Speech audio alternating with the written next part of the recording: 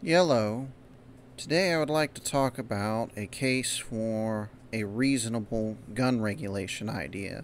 But before we get started, I would like to go over my legal basis for this, to which includes the Militia Act of 1903, Title 32 of the United States Code, National Defense Act of 1916, and 1933, and a brief mentioning of the National Defense Act of 1920, and the modification of the Militia Act of 1903 in the Militia Act of 1908, briefly.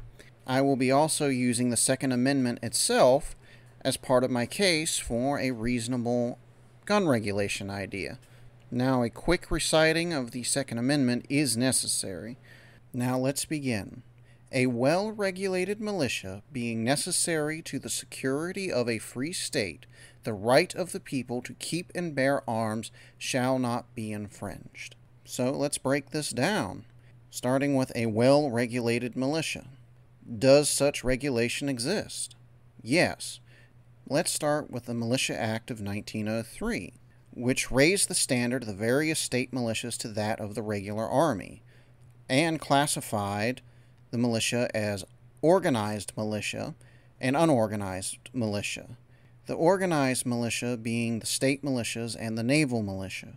The unorganized militia being the reserve militia and every able-bodied male from the age of 17 to under the age of 45.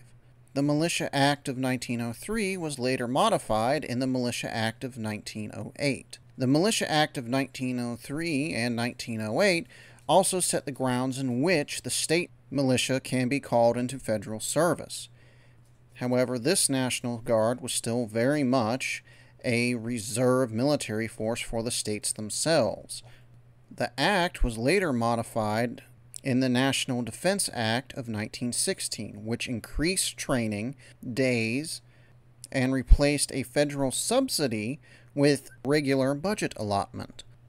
It was later modified in the National Defense Act of 1920, in which there was also an attempt at that time to turn the state National Guards into a federal military reserve force. However, this was defeated.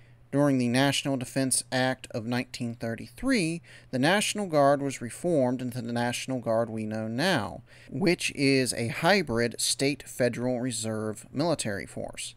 Now, under the law, the states still can form their own reserve militia forces in the form of state defense forces, which are recognized under Title 32 of the United States Code. While members of the National Guard are both a state and federal reserve force, the state defense forces, on the other hand, are solely a state reserve force. Individual members of the state defense forces can still be called into military service under the draft. However, the state defense forces as a whole cannot be called into federal service.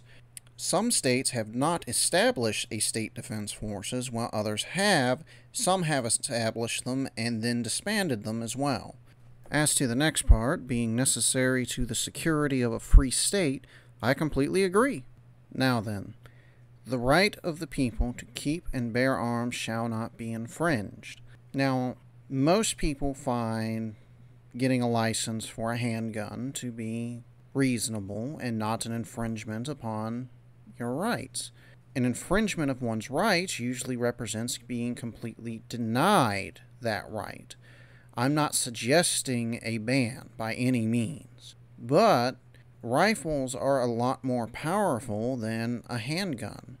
So to me, it is reasonable and not an infringement of one's rights to ask for a permit for them, particularly semi-auto rifles. Semi-autos represent the next closest thing to a military-grade firearm that an ordinary civilian can purchase.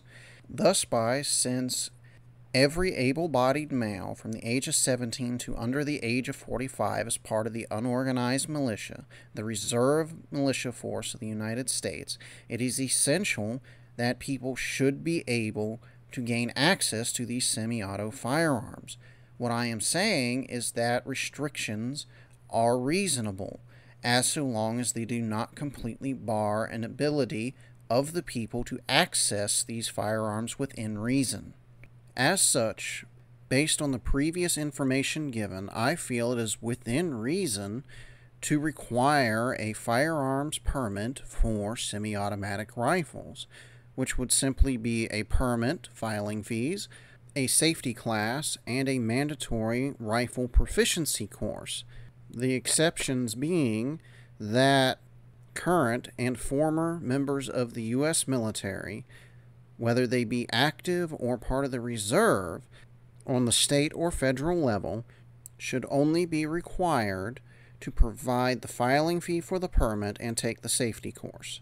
Now, I would like to hear what everyone thinks and would like to thank everyone for their time. See you around.